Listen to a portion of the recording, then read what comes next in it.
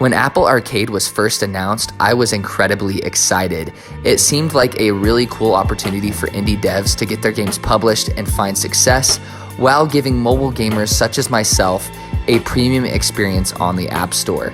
When it first released, up until now, it's kind of been a roller coaster for me and how I feel about the platform itself. Let's get right into it. Apple Arcade was really banking on its exclusives to the platform when it first released, such as Oceanhorn 2 and Cat's Quest 2, and I thought this was really clever.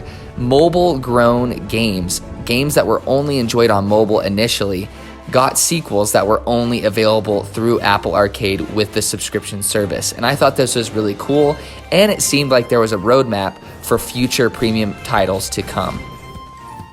However, this wasn't the case. After a few months, I feel like most titles stopped coming, and there wasn't anything to really care about that was coming out in those following months, which was really unfortunate.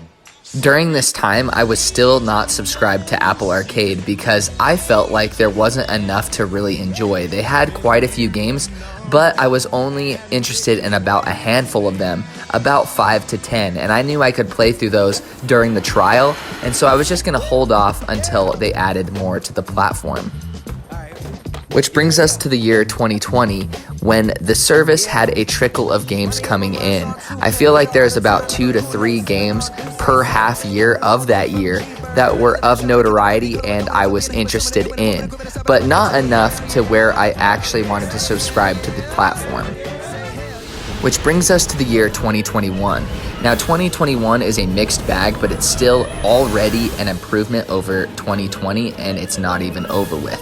Now, we got the RPG Fantasian, which is by the original maker of the Final Fantasy series, I think, and it has gotten resounding positive reviews. Everyone loves it, and people are subscribing to the Apple Arcade platform that aren't even mobile gamers just to experience that game, which is an awesome addition, which is a huge win for Apple Arcade in my opinion.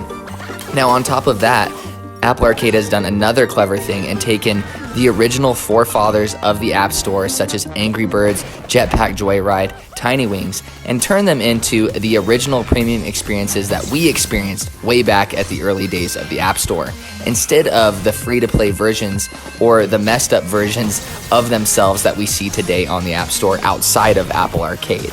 I thought this was a fantastic addition as well. I have also seen a trend of Apple Arcade swooping up premium experiences that are available on the App Store for a price tag, such as Monster Hunter Stories or Thumper, which is interesting. It does add value for people who already subscribe to the service, but it also kind of feels weird that they're just adding games that are already on the App Store and available. Which brings me to the present day of making this video, and I see a new trend that I actually am really excited for. So sometimes free-to-play games that launch in certain countries and are trying to launch globally, they will get shut down before that time for various reasons. And globally, we don't get to see some of those games, even if they look promising. Now, Apple Arcade are picking up some of those failed attempts and putting them to the service and giving them a second life, or a rising of the phoenix, so to speak. So 2 of those are Lego Star Wars Battles, which is basically Clash Royale, but Lego Star Wars, which I'm actually excited for, as weird as that sounds, and I'll explain why. And also one that just barely released on the service itself, Castlevania Grimoire of Souls. So I'm a huge Castlevania fan and a huge Star Wars fan.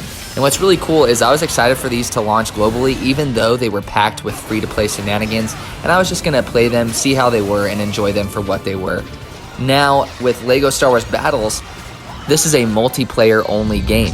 And what's cool about that is Apple Arcade is making that free-to-play for the players, and it's not going to be pay-to-win. It's going to be progress, grind, and you have just as much of an opportunity to win as other players that are playing the game on Apple Arcade, which I think is so cool, and I love multiplayer games that are not pay to win.